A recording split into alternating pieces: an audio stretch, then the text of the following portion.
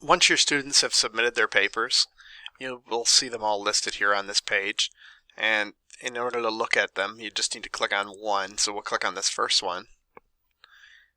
And you'll note when you bring up this editing page, it looks just like Google Drive when you're editing a document with a little bit of information over here on the side. You'll notice that this assignment has 14 flagged passages, and you can click on that to see the Originality Report and to find out where information has come from.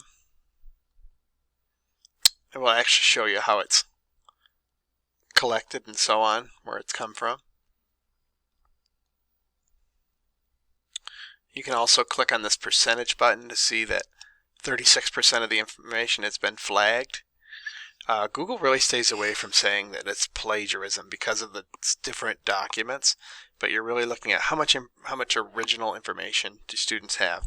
But I really like that when you click on something, you can see like this is word for word copied. Or if you look at in this particular case.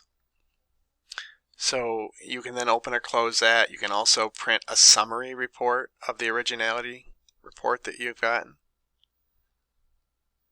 And it shows all the different things. So if you had students that you wanted to talk to, you could have this. You could also save this as a PDF very simply. So we're going to hit cancel on that for now.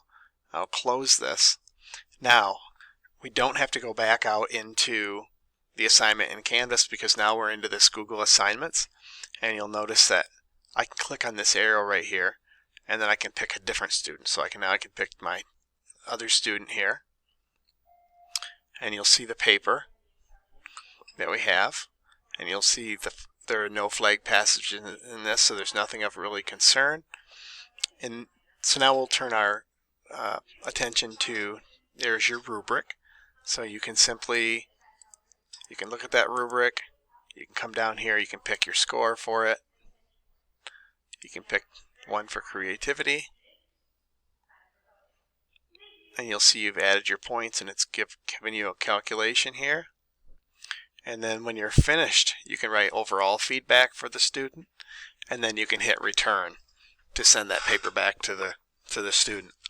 When they do submit them into Google Assignments, one of the things to pay attention to is that the paper becomes the property of you, and the student can no longer work on it. So if you do want them to work on the paper again, you'll need to make sure that you hit return and send it back to the student.